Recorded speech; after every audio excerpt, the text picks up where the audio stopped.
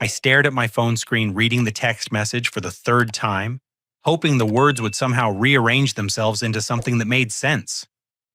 "We're renovating. You're paying half," my sister Amanda had written, followed by a contractor, quote, "for $94,000. The audacity hit me like a physical slap across the face.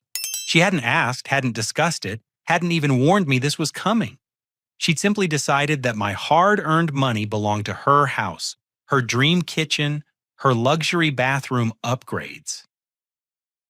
"Mom says it's your turn to contribute," the second message read, as if our mother's word was some kind of divine commandment that automatically opened my wallet. Years of Amanda's entitlement flashed through my mind in an instant. My name is Carl, and I'm 32 years old. For as long as I can remember, my family has operated under one simple rule. Amanda gets what Amanda wants, and everyone else figures out how to make it happen. Growing up in suburban Ohio, I watched my younger sister master the art of manipulation before she could even tie her own shoes. While I spent my teenage years working part-time jobs and saving every penny for college, Amanda perfected her helpless little girl act that never failed to open Dad's wallet or melt Mom's resolve. Our father passed away 5 years ago from a sudden heart attack, leaving behind the modest 3-bedroom ranch house where we'd grown up. In his will, he split the property equally between Amanda and me, probably thinking we'd sell it and divide the proceeds like reasonable adults. Instead, Amanda moved in immediately after the funeral, claiming she needed a place to heal and process her grief. That was 5 years ago, and she's been living there rent-free ever since, treating me like a silent partner who should contribute financially but never have any actual say in decisions. The house itself isn't anything special. Built in 1978, about 1,800 square feet on a quarter-acre lot. Dad had kept it in decent shape, but it definitely showed its age. The kitchen cabinets were original oak that had gone out of style decades ago. The master bathroom still had the same avocado green fixtures from the Carter administration, and the basement was an unfinished concrete cave filled with storage boxes and holiday decorations. But Amanda had grand visions. She'd spent the past year posting Pinterest boards filled with marble countertops, farmhouse sinks, and spa-like bathroom retreats. She'd walk through Home Depot like other people browse art galleries, taking photos of tile displays and light fixtures that cost more than most people's monthly rent. I'd assumed it was all wishful thinking, the kind of fantasy planning that helps people get through mundane daily life. I should have known better. Amanda has been chronically unemployed for the better part of 3 years, cycling through jobs like seasonal allergies. She'd lasted 6 months as a receptionist at a dental office before deciding the environment was too toxic. She tried her hand at real estate for about 5 minutes, until she realized it required actual work and dealing with rejection. Her most recent position was at a boutique clothing store, which she'd quit just 2 months ago because her manager was jealous of her natural sales ability.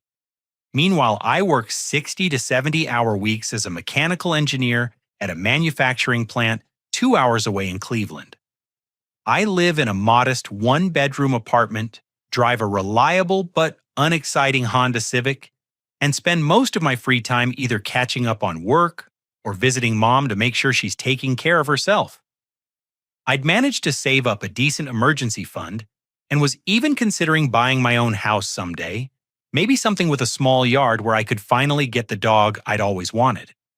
The contractor quote Amanda had forwarded was from Premier Home Solutions, a company that specialized in high-end renovations for wealthy suburban families.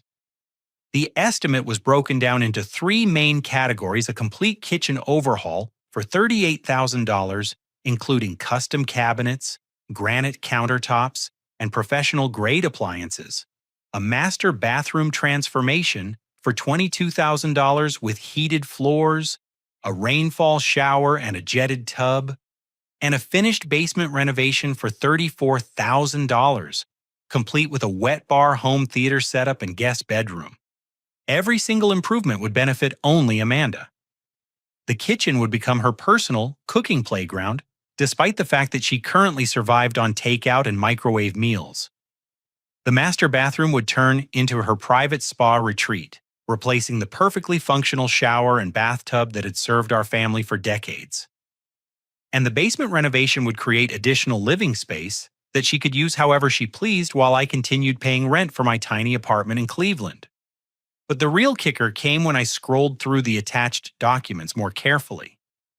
At the bottom of the estimate in small print, I noticed something that made my blood run cold. The contract had already been signed.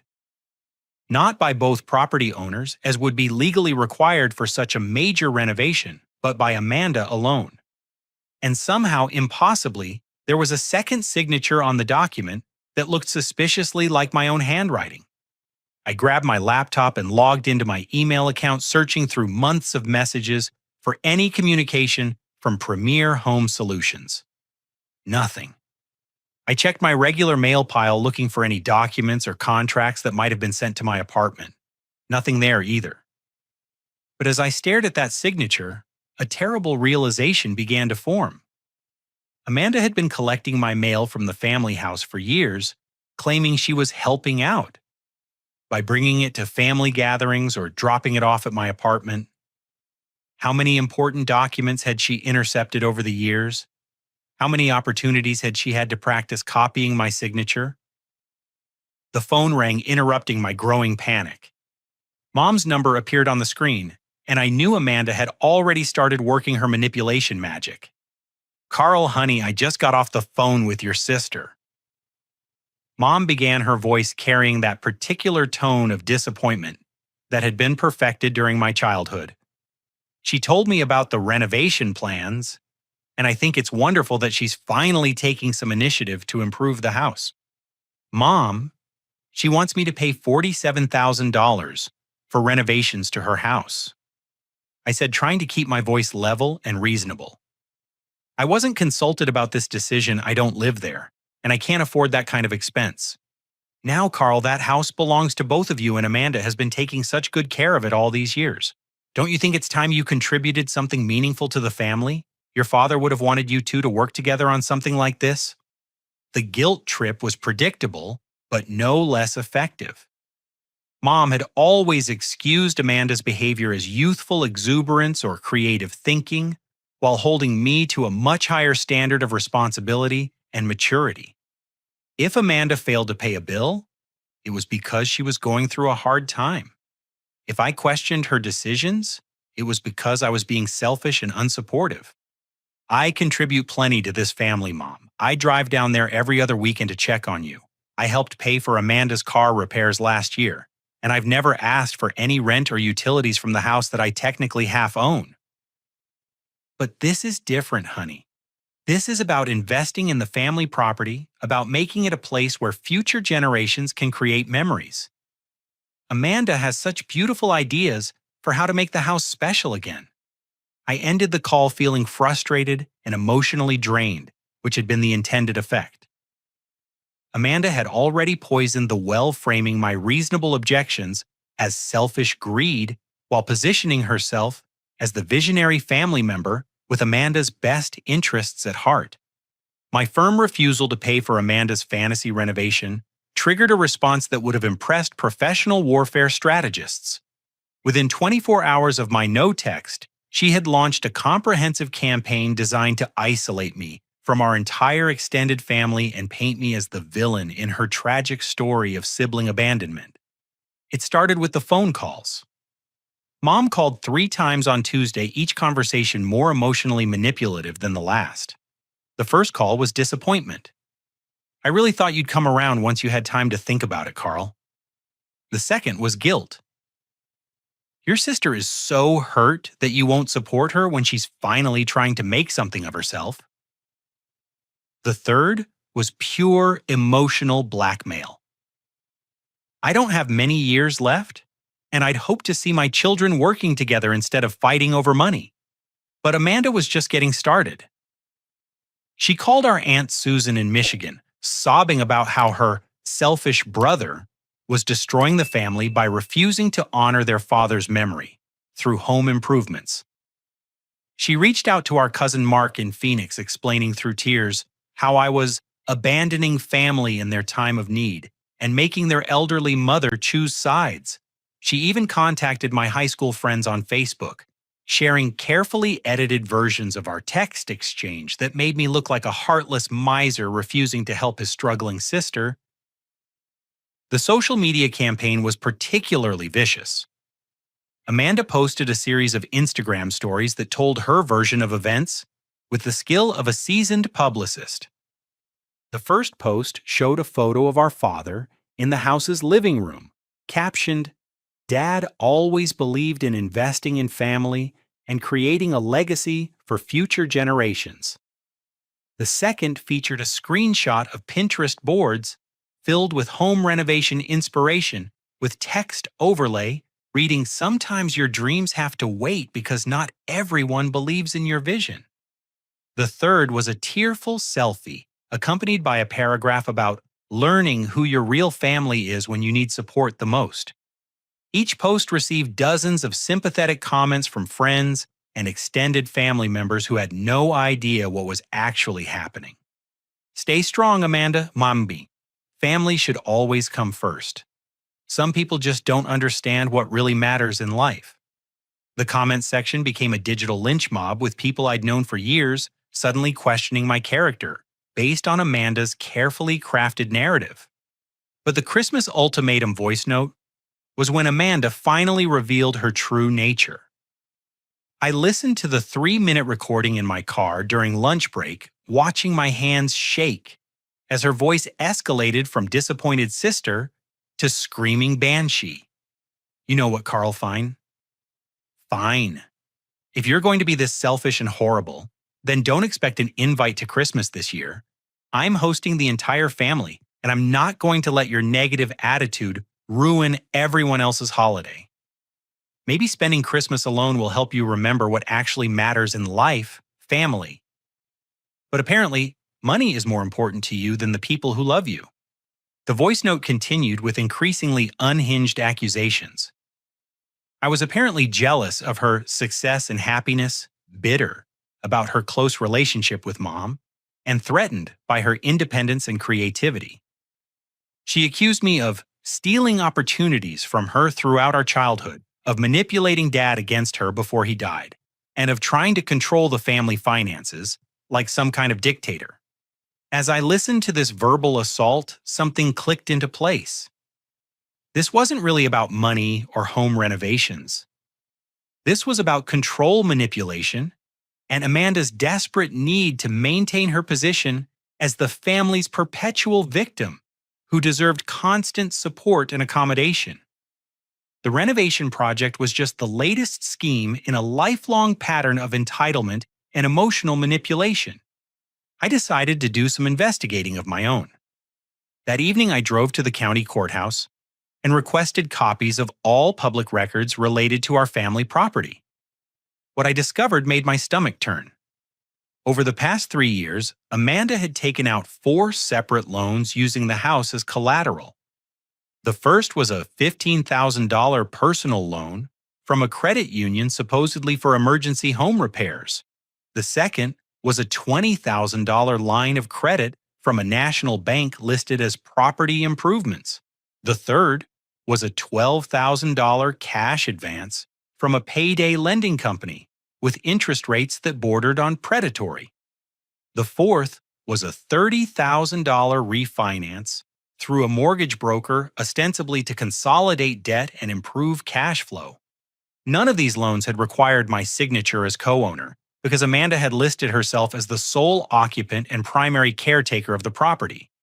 She'd technically committed fraud, but proving it would require expensive legal action that might not even be successful.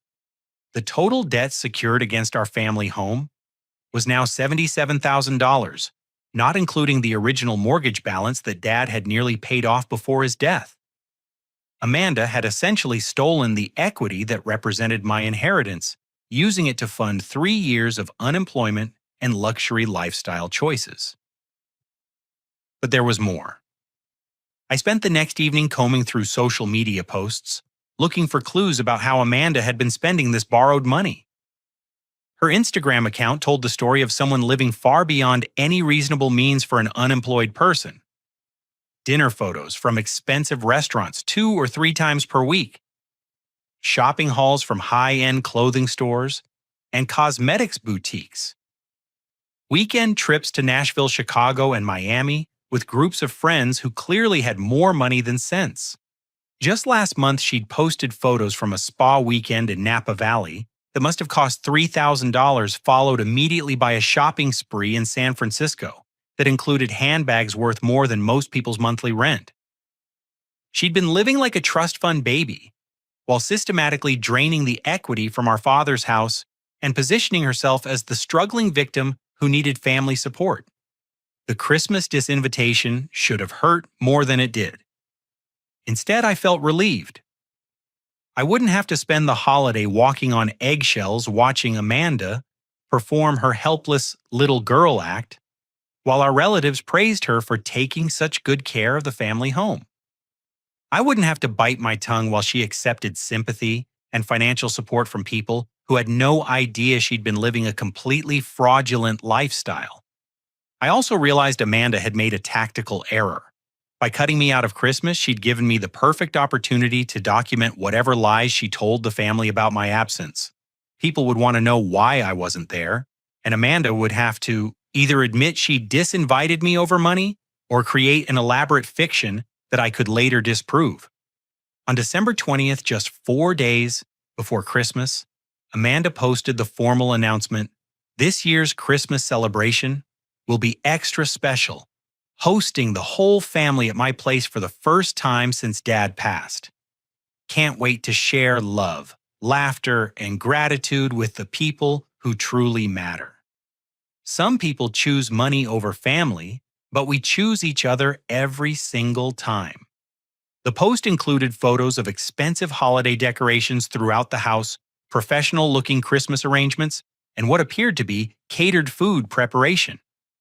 Everything in those photos represented money that Amanda didn't have borrowed against property that was half mine spent to maintain an illusion of success and stability that was completely false. I screenshotted every single post, saved every comment, and began documenting a timeline of Amanda's financial deception. If she wanted to play games with family relationships and public reputation, I was going to make sure I had all the facts ready when the truth inevitably came out.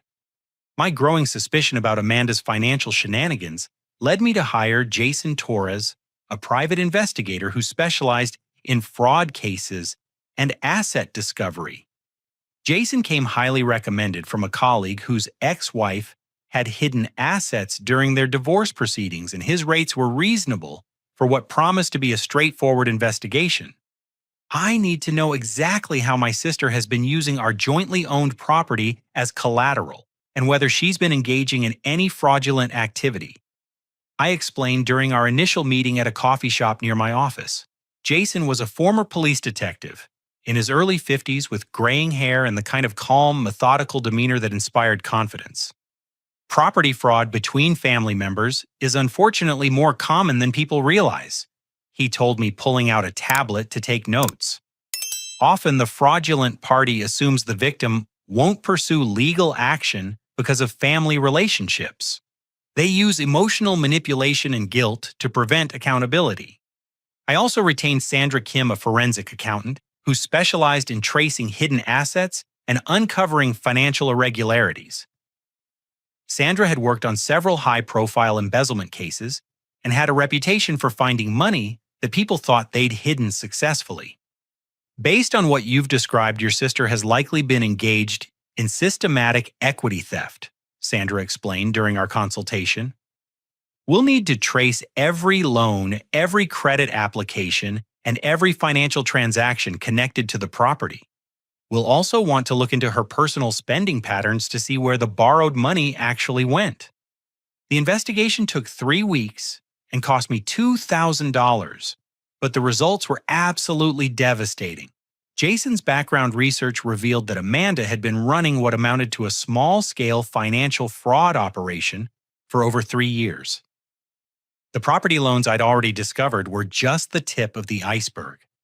Sandra's forensic analysis uncovered 6 additional credit cards that had been opened using the family home as proof of assets and income stability. Amanda had apparently claimed to be self-employed in property management, listing herself as earning $60,000 annually through residential property consulting. Each credit card had been maxed out within months of approval, with purchases ranging from luxury clothing and jewelry to expensive electronics and vacation packages. But the most shocking discovery involved rental income that Amanda had been collecting without my knowledge. Jason's investigation revealed that she'd been renting out the basement and garage to college students from the nearby community college, collecting $800 per month in cash payments for the past 2 years. She'd created separate entrances to maintain the illusion that she lived alone while secretly profiting from property that was half mine. The rental arrangement explained why Amanda's social media posts never showed the basement or garage areas, and why she'd been so insistent on the basement renovation. She needed to evict her current tenants and upgrade the space to justify higher rent charges, but she required my money to fund the improvements that would increase her illegal rental income. Jason also discovered that Amanda had been intercepting mail addressed to me at the family property for over 4 years. She'd apparently established a pattern of collecting mail during the day, then sorting through it to determine what she wanted me to see and what she preferred to handle herself. Important documents from the county assessor, the mortgage company, and various financial institutions had been diverted to her personal attention, giving her opportunities to forge signatures and make financial decisions without my knowledge or consent. The forged signature on the renovation contract was just the most recent example of a systematic pattern of identity theft. Sandra's analysis revealed at least 8 other documents bearing suspiciously similar signatures, including loan applications, insurance claims, and even a property tax appeal that had reduced our annual tax burden while increasing Amanda's profit margin on the illegal rental income. But perhaps the most infuriating discovery was Amanda's actual financial situation. Despite years of borrowing money and collecting rental income, she was now facing serious financial consequences that she'd been desperately trying to hide from the family. The payday loan was in default with interest charges that had ballooned the balance to nearly $18,000. 2 of the credit cards were being pursued by collection agencies, and the bank that had issued the largest property loan was beginning foreclosure proceedings. Amanda's unemployment wasn't a temporary setback or bad luck. It was a deliberate lifestyle choice that she'd been funding through systematic fraud and deception. She'd been living like a wealthy person while accumulating massive debts that were secured against property that belonged to both of us. When the foreclosure proceedings concluded, I would lose my inheritance to pay for Amanda's fraudulent lifestyle choices. The $94,000 renovation wasn't a home improvement project. It was a desperate attempt to increase the property value enough to refinance all of her existing debts and start the cycle over again. She needed my $47,000 not to pay contractors, but to satisfy creditors who were threatening legal action. The renovation was Amanda's last chance to maintain her house of cards before everything came crashing down. Sandra's investigation also revealed the source of Amanda's Christmas celebration funding. Just 2 weeks before the holiday, she'd taken a cash advance against one of her few remaining credit cards, withdrawing $4,000 to pay for decorations, catered food, and gifts for family members. She was literally borrowing money to maintain the appearance of financial stability while her entire fraudulent operation was collapsing. But Jason uncovered one more crucial detail that would change everything. During his surveillance of the property, he'd noticed an unusual amount of activity on December 23rd, the day before Christmas Eve.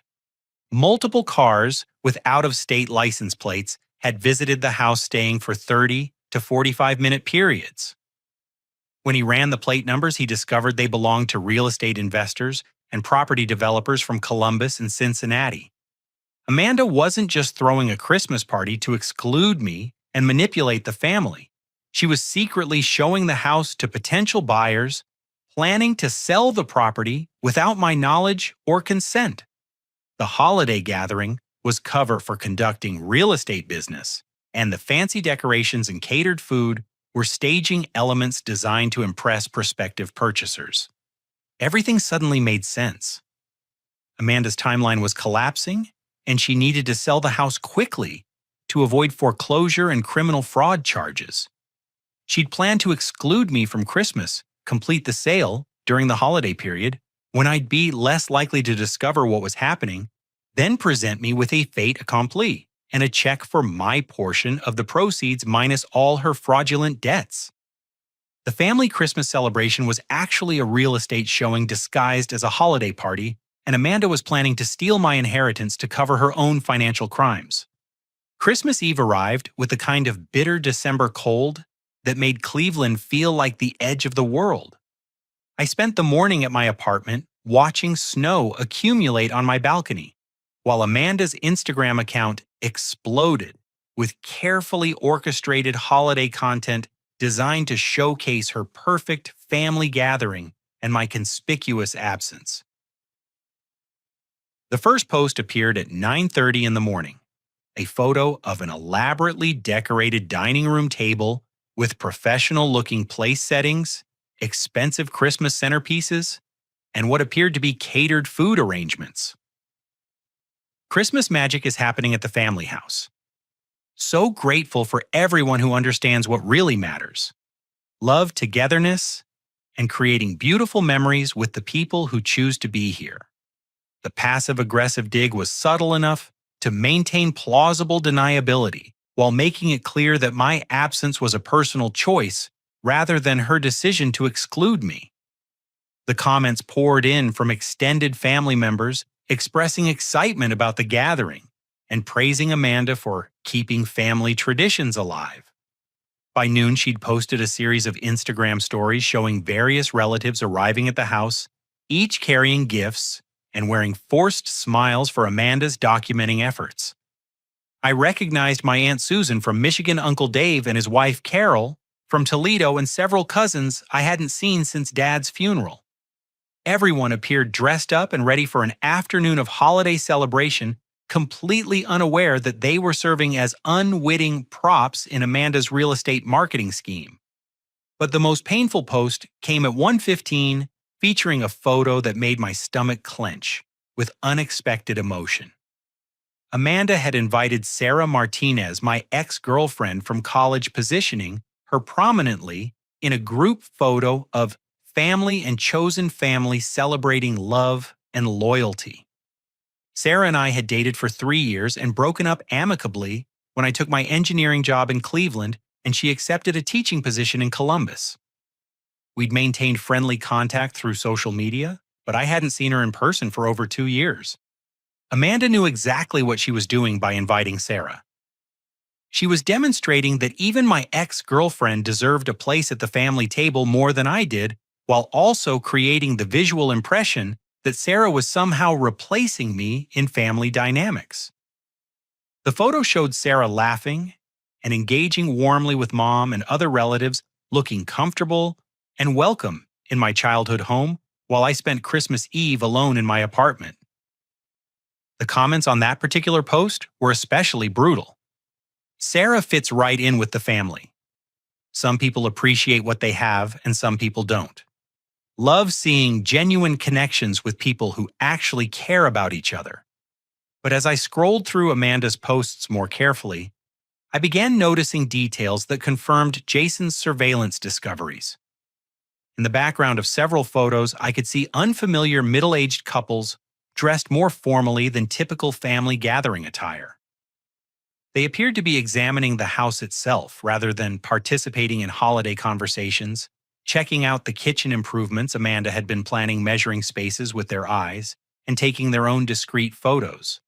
One Instagram story inadvertently captured a man in a business suit examining the basement entrance while family members gathered around the Christmas tree in the living room.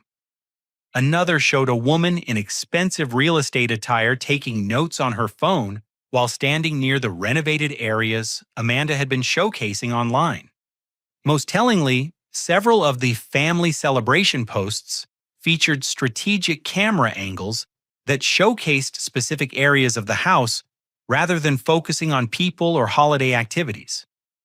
Amanda was essentially conducting a real estate photo shoot disguised as family documentation, creating marketing materials that demonstrated the property's potential while using our relatives as staging elements to create warmth and livability. At 2:30, I noticed my Honda Civic in the background of one of Amanda's Instagram stories. She'd borrowed my car 6 weeks ago, claiming she needed reliable transportation for a series of job interviews. When I'd asked for its return, she'd delayed and made excuses saying she was still using it for important meetings and would get it back to me soon. Now I realize those meetings were probably consultations with real estate agents, creditors, and potential buyers, all conducted using my vehicle while she planned to steal my inheritance. The car represented the perfect opportunity for my counterattack. Amanda had broadcast its location to hundreds of social media followers, demonstrating that she was using my property without permission while simultaneously excluding me from family gatherings. Her own posts would serve as evidence of both her theft and her vindictive behavior. I called Best Choice Towing, a company I'd used once before, when someone had blocked my apartment parking space. I need to recover my vehicle from someone who's been using it without permission, I explained to the dispatcher. I have documentation proving ownership, and I know exactly where it's located. No problem, sir. We can have a truck there within 30 minutes. You'll need to provide proof of ownership and pay the towing fee, but we handle these situations all the time. I gathered my car registration insurance documentation and spare key, then drove my rental car to a position where I could monitor Amanda's street without being obvious.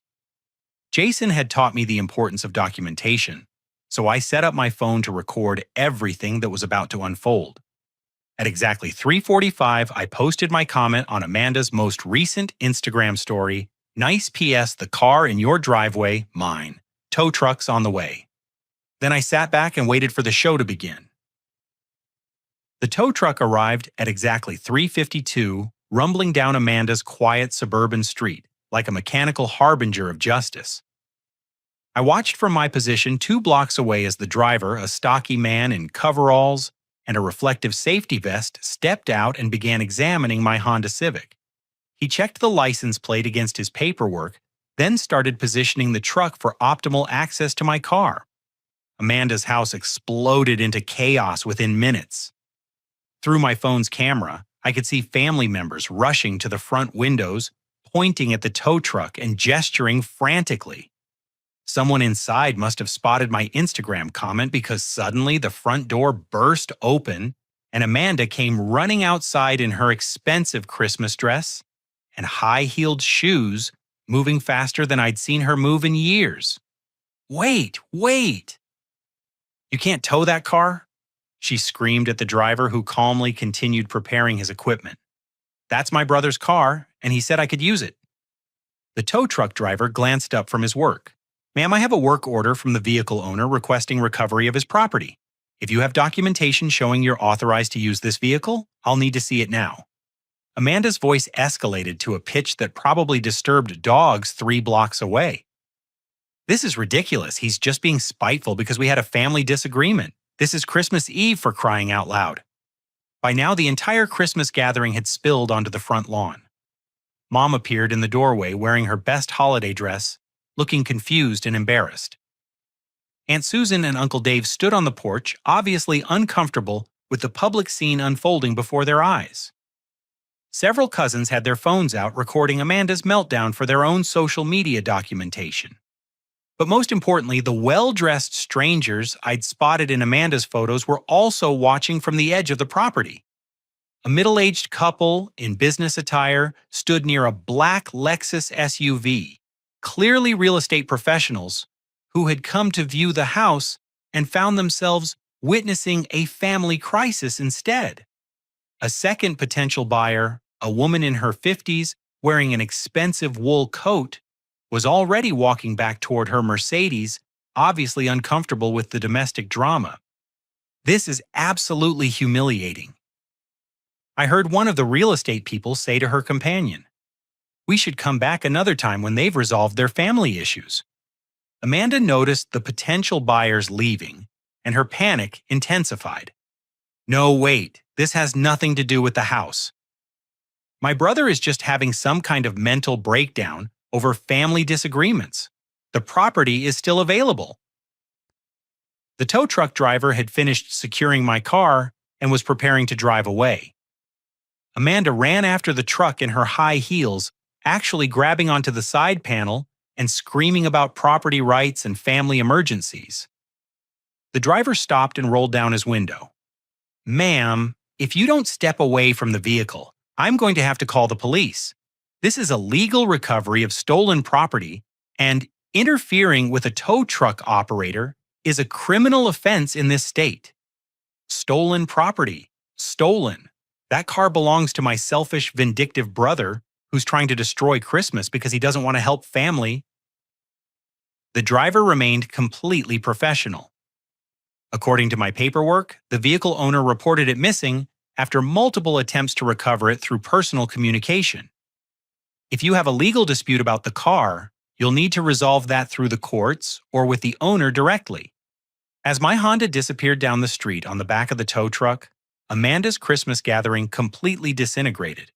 The remaining potential buyers left immediately clearly uncomfortable with the property dispute they'd witnessed. Extended family members began making awkward excuses about needing to get home before dark or having other holiday commitments to attend. Mom tried to salvage the situation by inviting everyone back inside for dessert and coffee, but the mood had been irreparably damaged. Through the front windows, I could see people gathering their coats and gifts, obviously eager to escape the embarrassing scene. But Amanda wasn't finished. She pulled out her phone and called me directly, her voice, a combination of rage and desperation that probably registered on seismic equipment. "Carl, what the hell do you think you're doing? You just humiliated me in front of the entire family. On Christmas Eve. How could you be this vindictive and cruel? I took back my car that you've been using without permission for 6 weeks," I replied calmly. "The same car you've been driving to real estate appointments while planning to sell our house without my consent." There was a moment of stunned silence. "What are you talking about? I'm not selling anything." "Amanda, I know about the foreclosure proceedings. I know about all the loans you've taken against the house. I know about the basement tenants you've been hiding. I know about the forged signatures on financial documents.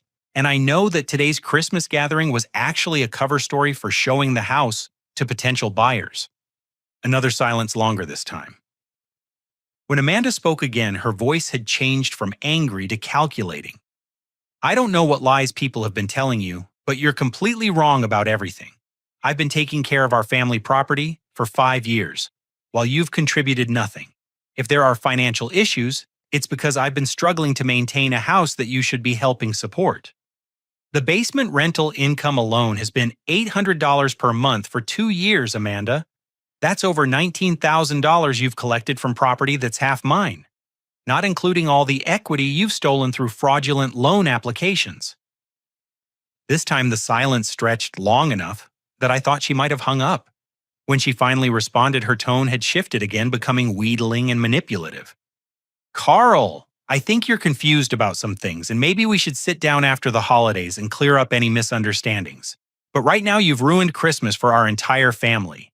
Mom is crying, everyone's upset, and you've made yourself look like a complete monster over a car that I would have returned to you anyway. I'm sure you would have returned it right after you finished selling the house and disappeared with my half of the proceeds." The line went dead. I drove to the towing company lot to retrieve my car, feeling simultaneously vindicated and emotionally drained. The tow truck driver, whose name tag read Miguel, was finishing paperwork when I arrived. "Family disputes are the worst," he said, shaking his head. "I've been doing this job for 12 years, and I've seen every kind of crazy you can imagine. But when family members start stealing from each other, it gets really ugly really fast." As I was signing the release forms, Miguel mentioned something that stopped me cold. You know, I remember that address from a few months ago. Same lady called us to tow a van that belonged to some contractors who were working on her house. She claimed they'd abandoned it in her driveway, but when we got there, the contractors were still working. They said she was trying to avoid paying them for work they'd already completed. The final piece of Amanda's pattern fell into place. She'd been using towing companies as weapons against anyone who threatened her fraudulent lifestyle. Contractors, creditors, probably even former tenants who'd asked too many questions about the legality of her basement rental operation. I was just the latest victim in a long line of people Amanda had tried to manipulate and cheat. The week between Christmas and New Year's brought a cascade of revelations that transformed my understanding of Amanda's true nature and the full scope of her financial crimes. What had started as a dispute over home renovation costs had evolved into something that could potentially land my sister in federal prison. On December 28th, I received a priority mail delivery containing the complete results of Sandra Kim's forensic accounting investigation. The 18-page report detailed financial irregularities that went far beyond simple property fraud. Amanda had been operating what the report described as a systematic scheme of identity theft, mail fraud, and asset manipulation spanning multiple years and involving numerous financial institutions. The basement rental operation alone constituted several serious crimes. Amanda had been collecting cash payments from college students while reporting no rental income to the Internal Revenue Service, evading both federal and state tax obligations. She'd also been requiring tenants to pay additional fees for utilities, parking, and property maintenance that were never actually provided, essentially running a small-scale extortion operation targeting vulnerable young adults who needed affordable housing. But the mail interception was perhaps the most serious violation. Sandra's investigation had uncovered evidence that Amanda had been systematically diverting my correspondence for over 4 years, not just to hide her own financial activities, but to actively impersonate me in communications with creditors, government agencies, and service providers. She'd apparently used intercepted mail to gather personal information needed for identity theft, then destroyed the evidence to cover her tracks. The forensic analysis revealed at least 14 separate instances where Amanda had forged my signature on documents ranging from property tax appeals to insurance claims to loan applications. In several cases, she'd actually increased coverage or benefits by claiming that both property owners lived in the house full-time, then pocketed the additional payments while leaving me legally liable for any claims or obligations. Most disturbing of all, Amanda had been intercepting and responding to official correspondence from the county assessor, the mortgage company, and even the Social Security Administration. She'd been filing fraudulent tax returns claiming me as a dependent while simultaneously using my identity to secure credit and loans that I knew nothing about. The report estimated that her various schemes had generated over $200,000 in illegal income and financial benefits over the past 4 years. Jason Torres called me on December 29th with additional information that made my blood run cold. His investigation had uncovered connections between Amanda and a network of other individuals engaged in similar property fraud schemes. Apparently, she'd been working with a mortgage broker named Derek Patterson, who specialized in helping clients secure loans using questionable documentation and inflated property values. Your sister wasn't operating alone, Jason explained during our phone conversation. Patterson has been running what amounts to a loan fraud mill, helping people extract equity from inherited properties through fake renovations, forged signatures, and falsified income documentation. The FBI has been investigating this network for over a year, and your sister's activities fit the pattern perfectly. Patterson's operation involved recruiting people who had inherited property but weren't actively managing it, then helping them create elaborate schemes to extract maximum equity through fraudulent means. Amanda had apparently been referred to Patterson through connections she'd made during her brief real estate career, and he'd provided her with templates, documentation, and even coaching on how to forge signatures and manipulate financial records. The $94,000 renovation contract wasn't just an attempt to get my money, it was part of a larger scheme to inflate the property value artificially, then secure additional loans based on the supposed improvements. Patterson's company would have done minimal actual work while documenting extensive renovations, creating fraudulent before and after photos, and generating fake receipts that could be used to justify increased property values and additional borrowing capacity. But Jason's investigation had also revealed something that made my situation even more precarious. The FBI had been conducting surveillance on Derek Patterson's operation for several months, and they had detailed records of Amanda's communications with his company. My name appeared in multiple documents as a co-conspirator in the renovation fraud scheme, based entirely on the forged signatures and fraudulent communications Amanda had been creating. The good news is that your quick action in refusing to participate and your decision to hire investigators probably saved you from serious criminal liability, Jason told me. The bad news is that you're going to need an attorney immediately because the federal investigation is moving forward rapidly and you'll likely be contacted by law enforcement within the next few weeks. I retained Barbara Chen, a criminal defense attorney who specialized in financial fraud cases and had experience representing victims of identity theft. Barbara's preliminary review of my documentation confirmed that I was likely to be treated as a victim rather than a conspirator, but she warned me that federal investigations could be unpredictable and time-consuming. Your sister has been using your identity so extensively that it's going to take significant effort to untangle your finances from hers, Barbara explained during our consultation. The fact that you proactively hired investigators and documented her fraudulent activities works strongly in your favor, but you should be prepared for a lengthy legal process. Meanwhile, Amanda's Christmas Eve humiliation had triggered a complete breakdown of her carefully constructed social media persona. Her Instagram account, which had previously showcased a lifestyle of luxury and leisure, now featured increasingly desperate posts about family betrayal and false accusations that made her sound paranoid and unstable. On December 30th, she posted a rambling 3,000-word Facebook essay titled "When Family Chooses Money Over Love" that detailed her version of our conflict, while inadvertently confessing to several of the financial irregularities I'd discovered. She claimed that any money she'd borrowed against the house was necessary for maintenance and improvements that Carl should have been helping with all along. She admitted to collecting rental income but characterized it as house-sitting fees from friends who occasionally stayed over.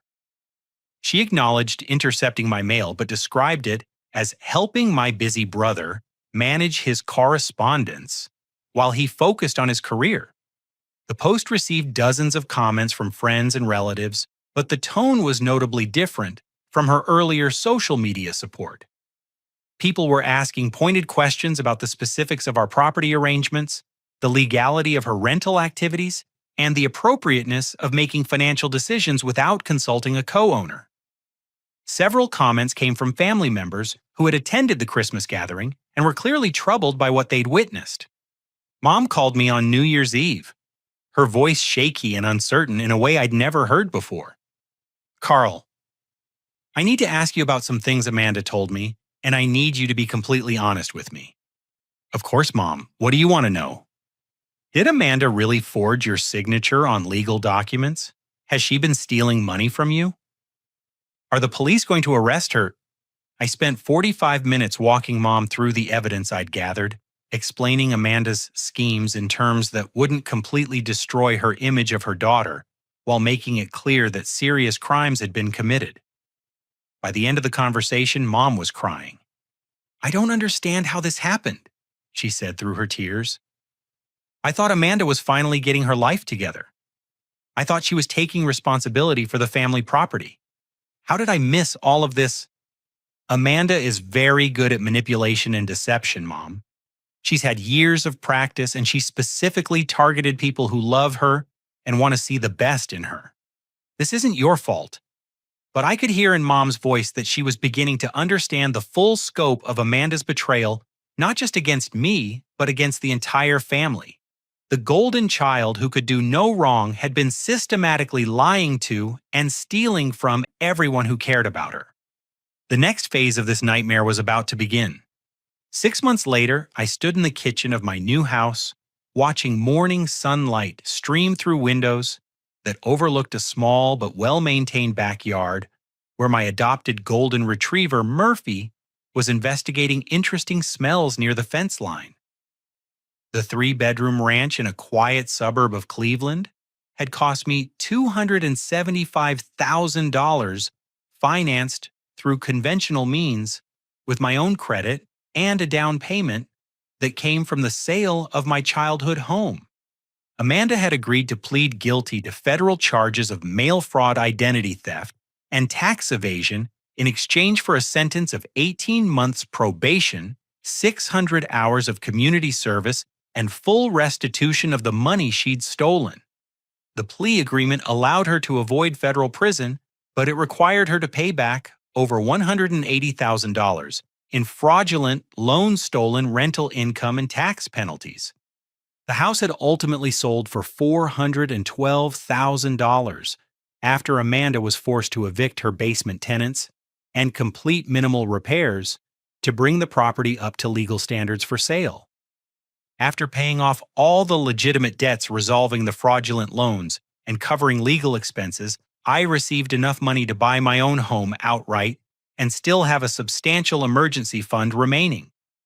Amanda now lived in a modest one-bedroom apartment across town, working 40 hours a week as a cashier at a large retail store and attending mandatory financial counseling sessions every Saturday morning. Her Instagram account had been deleted, her luxury possessions had been sold to pay restitution, and she'd traded her designer clothing for the uniform polo shirts and khakis required by her employer. The most surprising development had been Amanda's gradual transformation from entitled manipulator to someone who seemed genuinely committed to understanding and changing her behavior.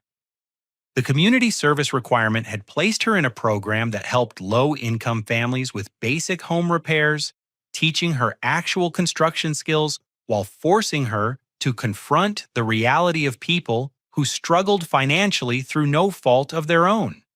3 months after the legal proceedings concluded, Amanda had called me to apologize. Not the manipulative excuse-filled apology I'd expected, but a genuine acknowledgement of the pain she'd caused and the trust she'd destroyed. "I know saying sorry doesn't fix anything," she'd said during that difficult phone conversation. "I know I stole from you, lied to you, and tried to destroy your relationships with our family. I know I spent years treating you like an ATM while playing the victim whenever you didn't give me what I wanted." I'd listened without interrupting, hearing something in her voice that I'd never heard before. Actual remorse rather than self-pity. The counseling sessions have helped me understand that I was addicted to living above my means and using other people to fund a lifestyle I hadn't earned. She'd continued.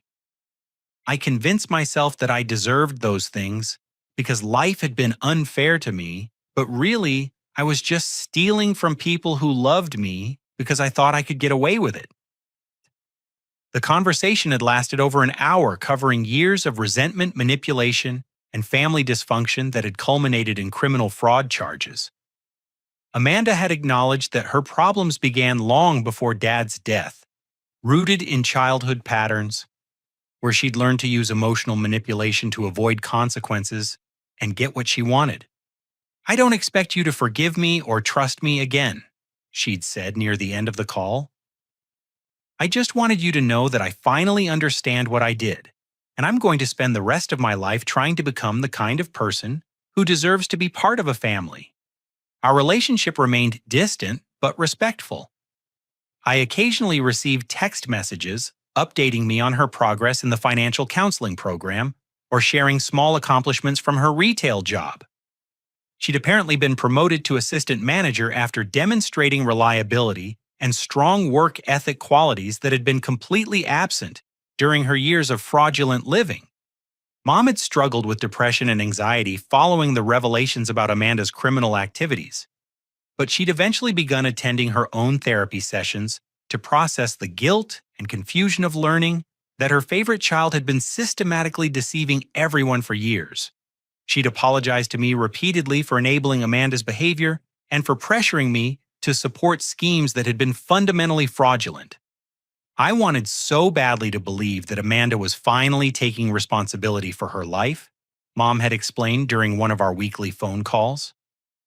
I ignored obvious warning signs because it was easier than facing the truth about her character. I failed both of you by not seeing what was really happening. The extended family had gradually come to understand that Amanda's Christmas Eve meltdown had been the culmination of years of financial fraud rather than a simple sibling disagreement over money. Most relatives had been horrified to learn that they'd been unwittingly participating in social media content designed to facilitate real estate fraud, and several had provided statements to federal investigators documenting Amanda's deceptive behavior at family gatherings. Derek Patterson, the mortgage broker who had been coaching Amanda's fraudulent activities, received a 5-year federal prison sentence and was ordered to pay over $2 million in restitution to various victims.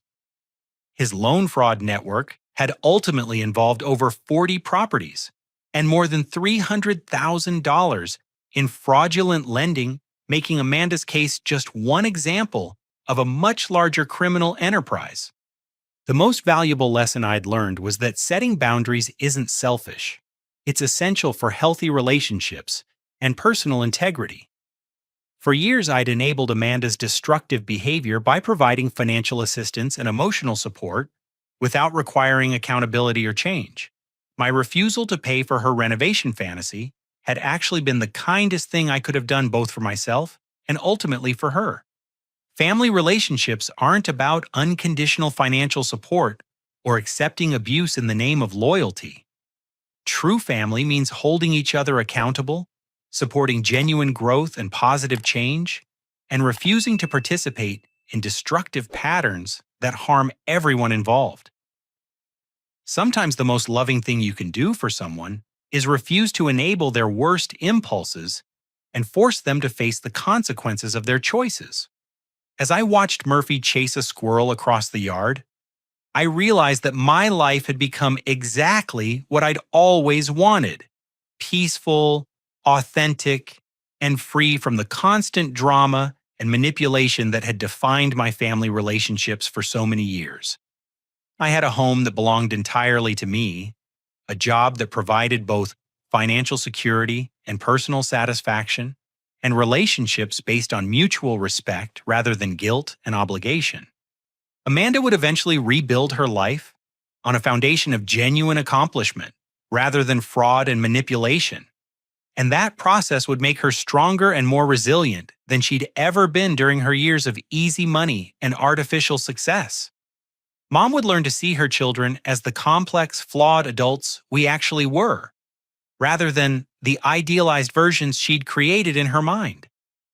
And I would continue building the kind of life that reflected my actual values and priorities rather than constantly reacting to other people's crises and demands.